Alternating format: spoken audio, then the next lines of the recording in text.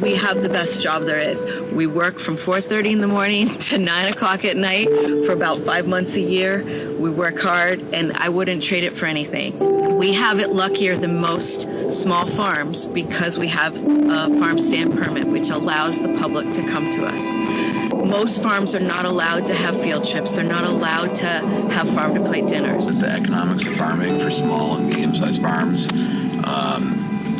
it's brutal. Incredibly fortunate to have a farm stand, and we grow nearly 100 varieties, but you need those other income sources or you just are not going to be sustainable. And we're seeing that over and over again as not just the 2,100 farms that have disappeared, but we see it locally here where a small farm pops up and they're full of enthusiasm and vigor, and they're gone after a couple of years because it's just not financially viable.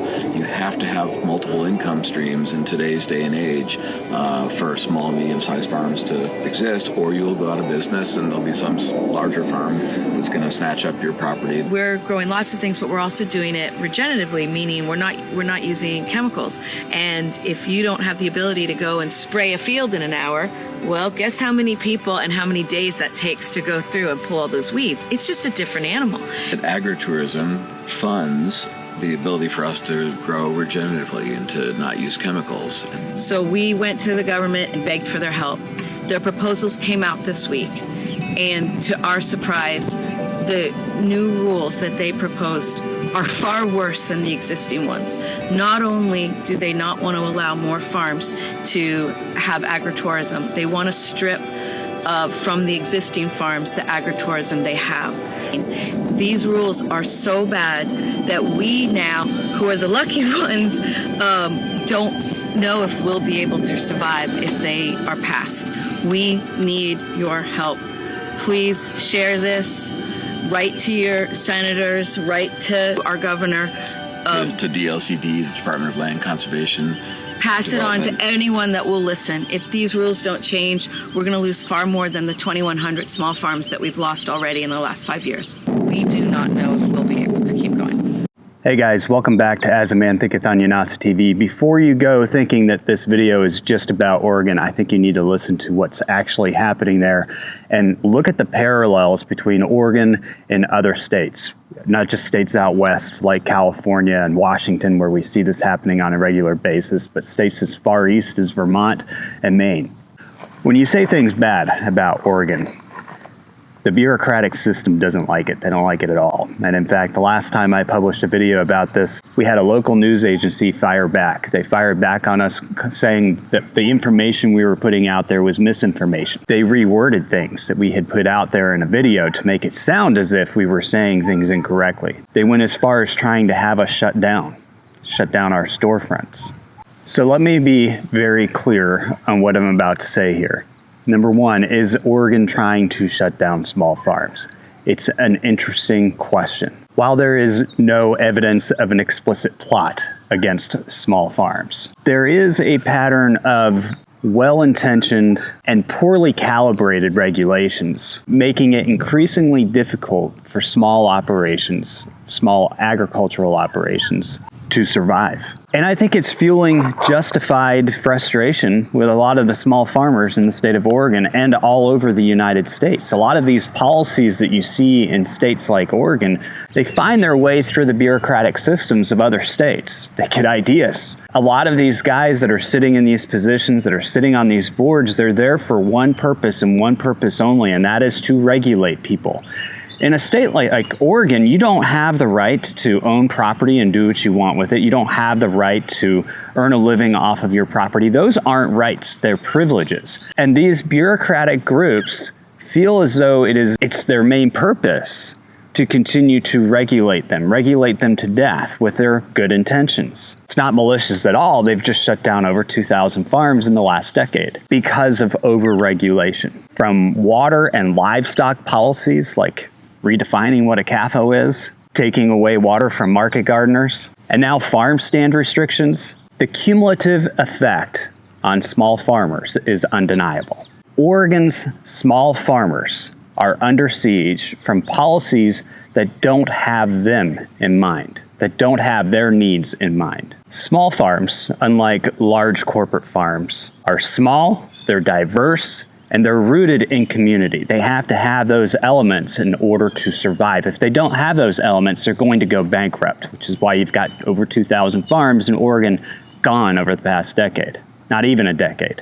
Even though these rule makers' good intentions claim to be preserving farmland and protecting public resources, the cumulative effect of their rulemaking has disproportionately harmed small farmers. Those who are growing for farmers markets, for CSAs, those who are educating children through school visits, and educating the public through agritourism. Today's video focuses on the web of recent regulations in the state of Oregon that are suffocating, literally suffocating small agricultural enterprises. And because they play such an important role in their community, is effectively suffocating those communities as well. Remember, you don't have rights in this state. Everything is a privilege. And because it's a privilege, the bureaucrats who are coming up with these rules have to constantly be coming up with more rules. They don't know how to go backwards. They don't know how to make things better. They don't know how to make things more profitable. The people who run Oregon, it's very disproportionate.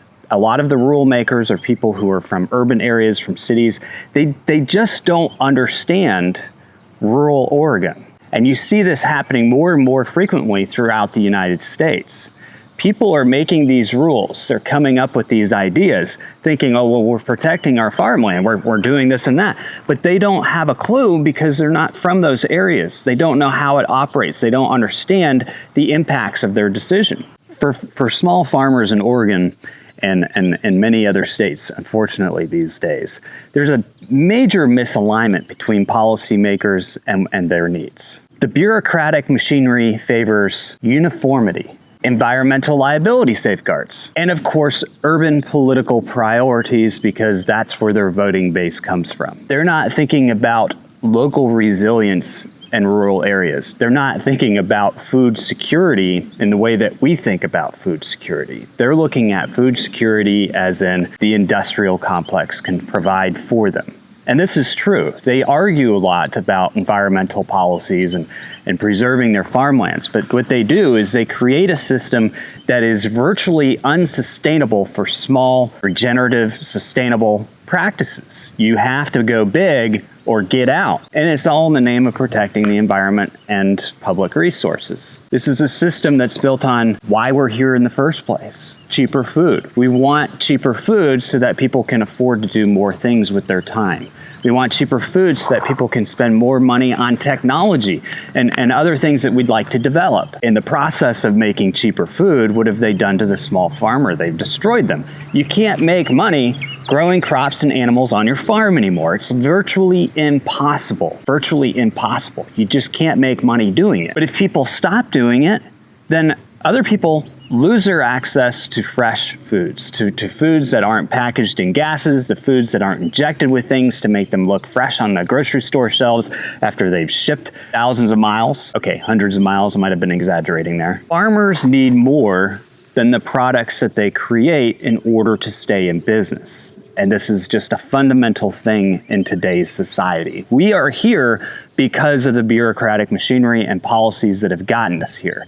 And now it's that same bureaucratic machine that is trying to completely eliminate people from providing these things to their community. And by doing that, they're trying to cut the head off the snake. That's what you usually do to your enemy. They want to cut off the income. With Oregon's water policies, they cut off the water, number one.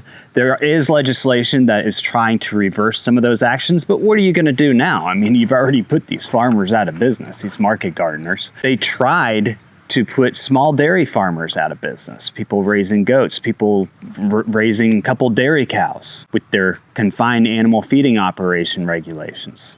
That backfired on the state. And it was honestly that story that got us in trouble. But now what they're going after are on-farm income resources. They're going after those resources, and they want to keep the public from being able to go out and learn about farms.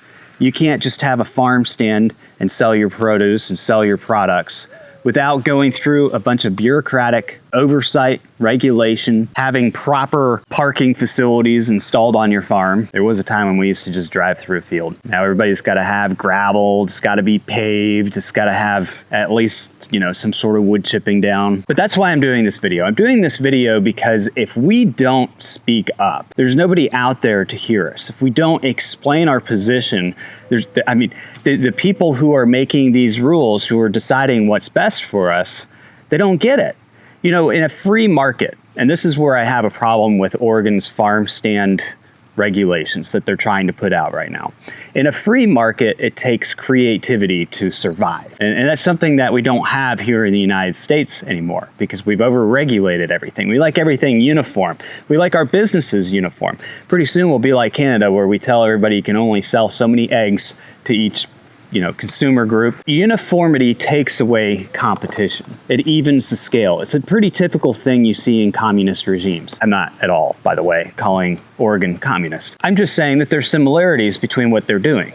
Okay, so when you make something uniform, when you say, okay, these are the rules, you have to abide by these rules. If you try and do anything outside of those rules, we're going to fine you, we're going to shut you down because we don't like you being creative at growing your business. It's not fair to the other farmers. It's not fair to us because we live in a townhome in a city. We can't do anything like what you're doing. So they would rather just regulate it, make it unfair, make it impossible for you to survive. But in reality, for businesses to thrive, they have to be creative. They have to have alternative ways of getting people interested in their products. And that's what I think a lot of this farm stand regulation comes down to, and what a lot of people have a hard time accepting this. But just to remind you guys a little bit about the state of Oregon, and tell me if this has happened in your state too, because this is kind of an interesting history. When we talk about, does Oregon have it out for small farmers? Like I said, there doesn't appear to be some scheme going on other than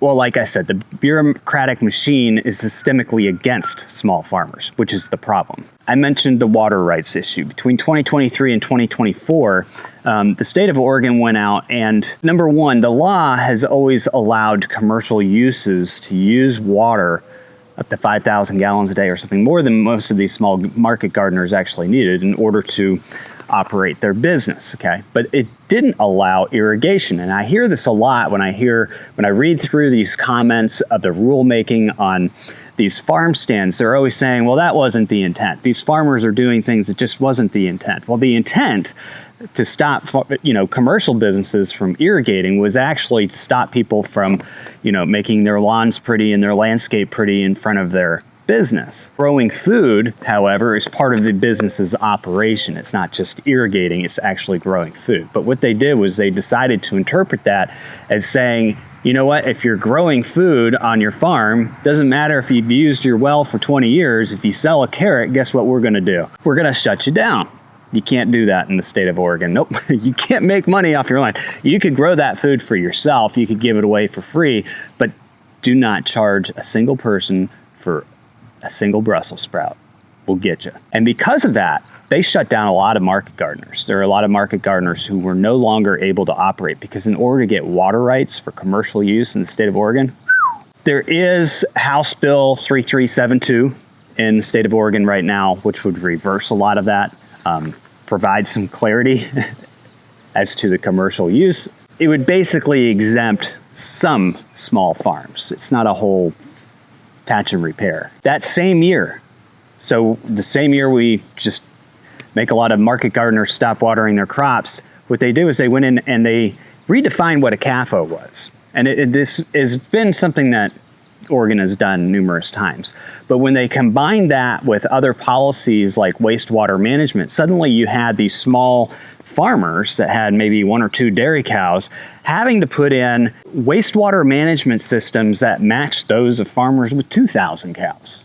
Explain that one to me. I mean, most of the time when you have a small operation, you could recycle a lot of, the things that come out of your animals' rear ends back into fields, back into production. I mean, that's kind of the concept of it. Large farms haven't had enough of that. In fact, they've had to start spreading sludge on their fields, and now the governments are shutting their farms down for using their government sludge programs. It's amazing how this stuff works. There was a big uproar about the whole CAFO thing, and they reversed a lot of that stuff. But then there was a lot of stuff like SB 85, which further tightened CAFO oversight, which CAFO, so for those of you who are familiar with the phrase CAFO, in Oregon, it means confined animal feeding operation, which means the animals are confined for a period of day. I mean, if you've ever lived in Oregon during the wintertime, it's kind of hard to have any type of livestock without having them confined at some point in time. But what you're normally used to hearing is concentrated animal feeding operation, not confined animal feeding operation. Concentrated means that you've got a ton of animals in one spot. Confined just means that you're confining them. You put them in a barn for a little while. So the definition was pretty overbearing.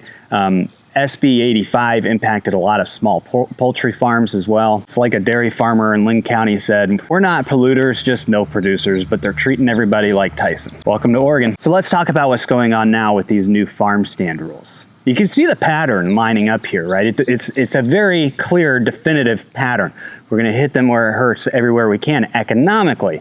I made the mistake of saying that Oregon was shutting down small farms because most people understand that when you make things economically impossible, it shuts people down. That's why 2,000 farms have gone out of business. I had a local news agency completely run with that in the wrong direction. So we'll just say this. The state of Oregon has become a professional at shutting down farms financially. So the Oregon Department of Land Conservation and Development recently proposed new rules for farm stands. Farm stands are arguably one of the most visible and community-facing aspects to Oregon's small farmers. The stated goal was to clarify and enforce the difference between a farm stand, a retail operation, agritourism, but the actual outcome was a massive regulatory shift that's going to cut off essential revenue needs of small farms. It's going to compel a lot of small farms into a complex permitting system many of them aren't going to understand, and to be honest with you, unless you have the ability to get into engineering and all these things, it's not going to be worth your time. It's not going to be worth your time unless your farm stand really produces a lot of money. These policies are going to dramatically change the way small farmers can interact with their community. And because of that, it's going to dramatically change these small communities in the state of Oregon. I said when we went into Hurricane Helene relief efforts in the North Carolina mountains, these small farms, these small operations are essential to rural economies. You can't let them fail. If you let them fail, those economies will fail, those communities will fail. They're rooted into the community. What they're doing here is cutting their legs off. One of the things they're doing is they're putting a cap on farm-to-table events. And some farms only have a couple farm-to-table events a year. Some do it as a weekly thing. By putting a cap on this, it's basically saying we want some uniformity here, we want everybody doing the same thing, and there's no competitive advantage. Anything that goes beyond the new cap for a farm stand has to be considered agritourism. Now, I've always thought a farm stand and agritourism were one and the same, but apparently in the state of Oregon, agritourism is a whole other deal with a whole other permitting process, a very, very difficult permitting process, and it's costly. It's extremely costly. If you want to interact your farm, your business, what you're doing with your community, that's what agritourism is, right? It's community outreach. It's essential to small farms.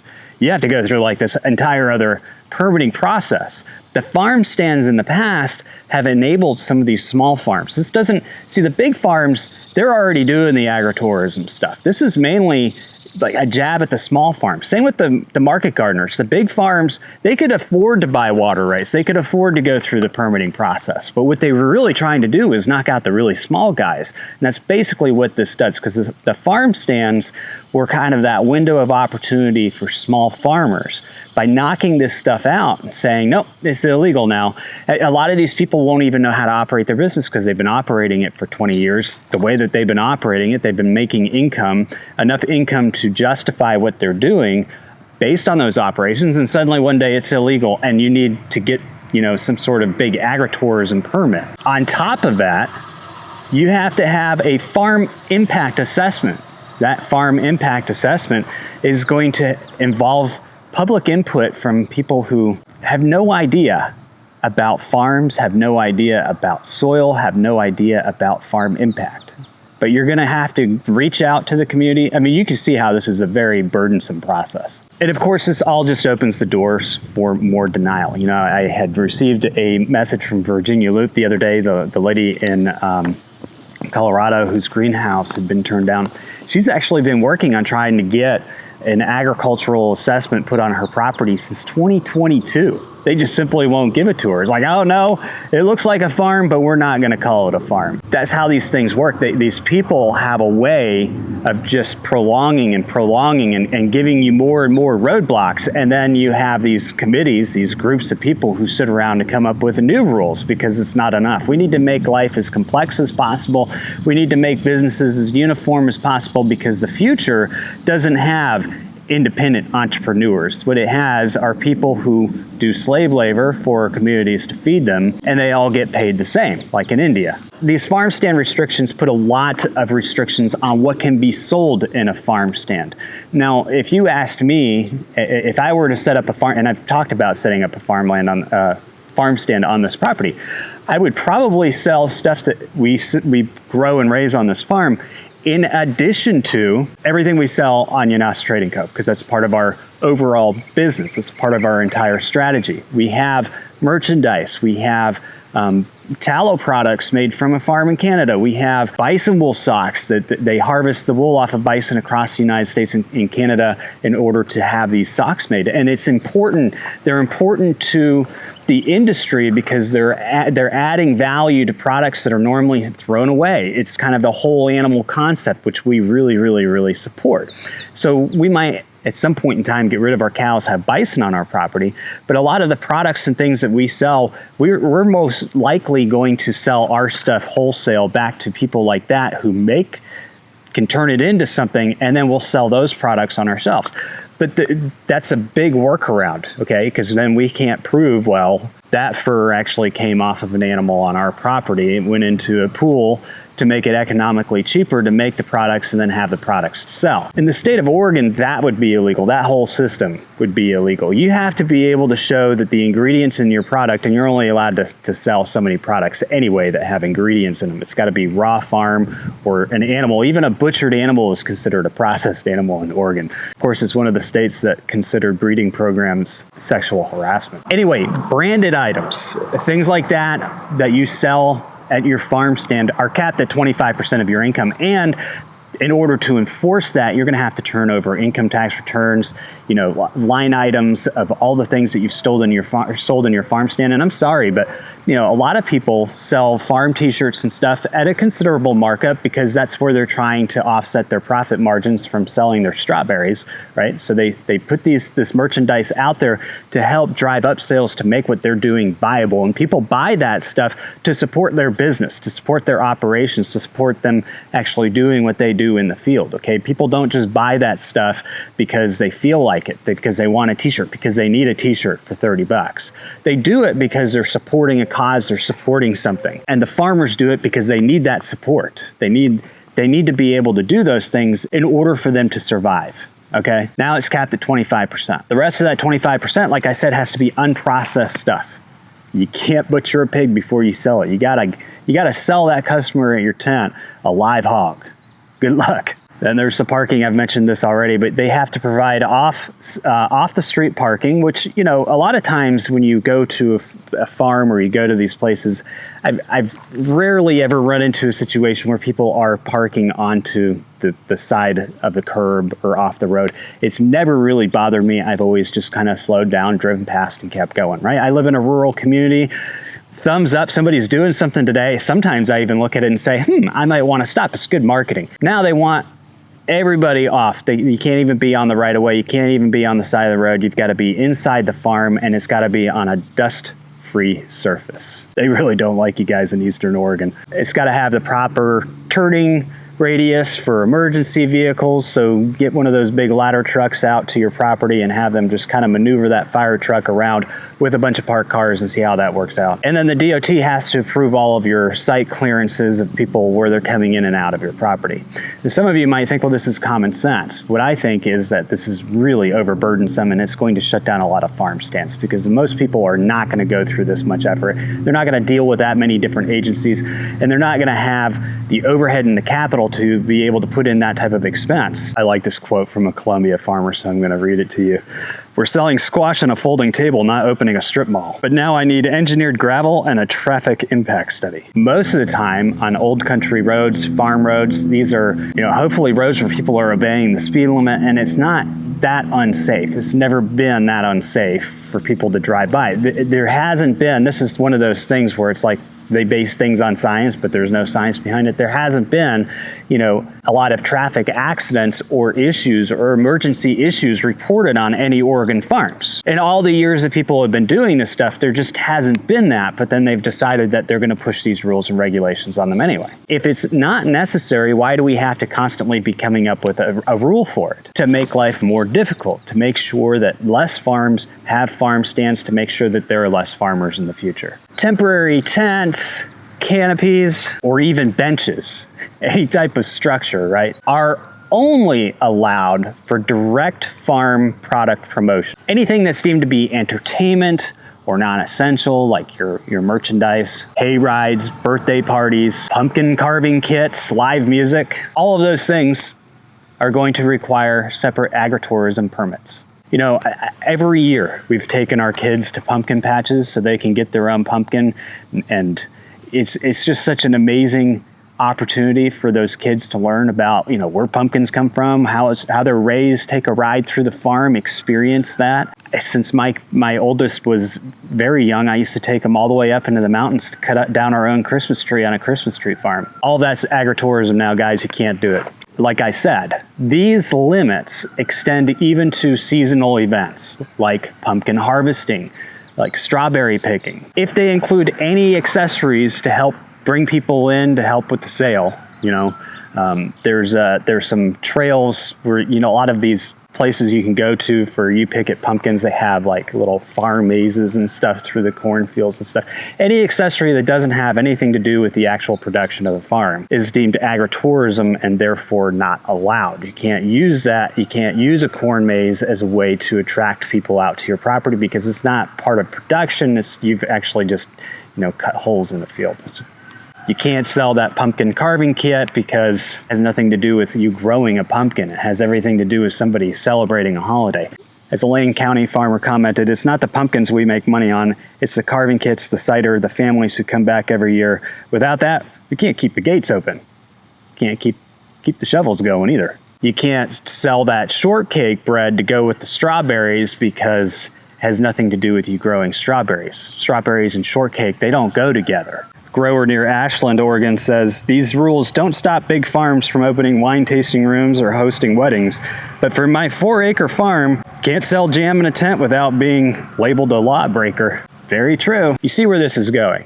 This is very overburdensome. And for small farms to be able to be creative, think outside the box, think of ways to attract people to want to be involved with farming and be involved with where their food comes from, which is what Oregon is trying to stop from happening. Anything you do that has nothing to do with the direct growing of that strawberry is considered an unnecessary accessory, and therefore you need an agritourism permit, which is going to cost you a lot of money. You're going to have to go through farm impact studies, pay a lot more money in fees. Most of you aren't going to be able to do that, which is the whole concept. A lot of this makes accessibility to private rural lands harder for people who aren't out on those lands. And that's something that people who live in some of these cities and urban areas need to really take into consideration when they're reading through these things, thinking, oh great, they're preserving this farmland that I'm never going to be able to step foot on. From school field trips to petting zoo weekends, from farm camps to pick your own berries. The reality is that these new regulations would make accessibility to those rural farms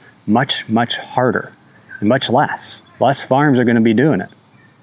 You will not have that access. You will not have that enjoyment. As one parent says, how does making it harder to host kids on a farm protect farmland? How does making it harder to host kids on a farm protect farmland? How does distancing people from that education help its future. It doesn't at all. That's the point. Oregon needs to start figuring out how to scale regulations proportionately. If they want to make a system uniform, at least, come up with a uniform system that has proportional consequences to farms across the board, so that the small farmers aren't just constantly getting their legs chopped off by the lobbyists paying for the politicians. They need to start involving small farms, medium-sized farms, large farms in the rulemaking process, and they need to give them an equal voice. They shouldn't just be sitting around with a bunch of people from urban areas coming up with ideas. And they also need to somehow recognize the concept that agritourism and direct farm sales are lifelines to these small farms. They're not luxuries. They're not, people are doing this. They're putting forth the effort because they have to do it to make it work, because they have to do it in order for their community to have fresh, locally grown food. In my perspective, farms don't need subsidies. They don't need handouts. What they need is breathing room. They need breathing room to be creative, breathing room to run their enterprises, to run their operations, because a farm is a commercial business to some degree, okay? And they've been happening on our land for centuries. And it's not the small scale guys that are destroying things. It's not the small scale guys that you see in all of the environmental documentaries that are out there. It's usually the big guys, okay? The ones who benefit from all this rulemaking, from all this overregulation. They're the only ones who benefit. The other guys go out of business.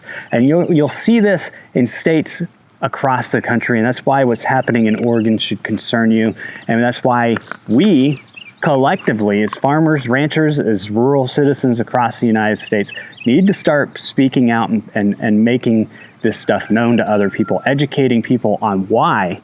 Why is it so important that you have people come to your farm and learn about agriculture, learn about how the land works? Why is it so important that you sell an accessory to the pumpkin I only want to pay $1.50 for? Why do you have to sell me a $6 kit to go with it? Because you wanted cheap food, we've got to do more work. That's the answer. And if you want to lose all that, just keep doing what you're doing. Oregon is a great example. Over 2,000 farms in less than a decade. Anyway, guys, stay tuned for more here on Yanasa TV. In places where roads are made of gravel and the people still wave from their porches, community isn't a concept, it's a lifeline. And when that lifeline breaks, who shows up?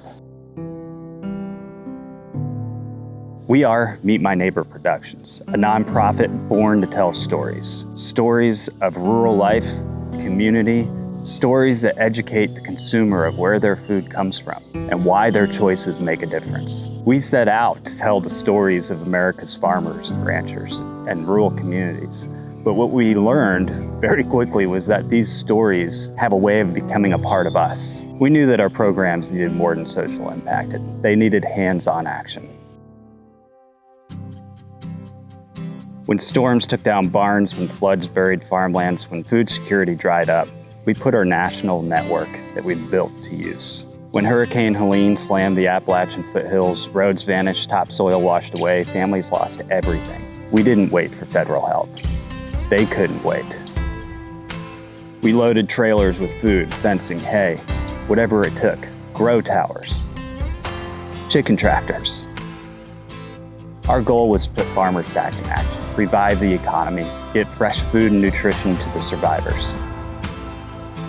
We hauled over 1,000 cubic yards of compost, well over 1 million pounds, from over 200 miles away to help farmers rebuild the soil. Because when farmers can't farm, communities go hungry, nutrition is washed away, economies collapse. What we did wasn't just disaster relief, it was food system triage. And for rural communities, it meant survival, it meant fresh food, it meant economy. But rebuilding land and telling stories isn't enough in rebuilding interest in stewardship and tradition and community. The future of rural America starts in a pasture with a kid learning from a mentor about how to protect the land and how to protect the ecosystem that feeds them. The MMNP Rural Youth Development Fund helps kids learn skills a modern world takes for granted. We funded gear, tuition, travel, rent for meeting places, giving underfunded programs a chance to get boots in the dirt, hearts in the work, and kids back outdoors, learning the kind of critical skills that can't be taught in the classroom. The economics of their zip code shouldn't define their future. The work we do doesn't happen in city centers. It's down trails GPS doesn't even recognize. And when the dirt road ends, we have to keep going. We have a lot of work to do, and we need your support. doing it. I'd like you to take a moment today, if you can, make a donation to Meet My Neighbor Productions, even if it's only $5. Help us continue to fulfill our mission of supporting our rural communities. We don't just respond to disasters, we rebuild and strengthen communities. We don't just film stories, we become a part of them. We restore, we teach, we educate, and most importantly, we serve. And we're ready for the long road ahead. We've been boots on the ground, we've been active in the community. And since 2020, we've done that entirely off of community support. Let's keep it that way.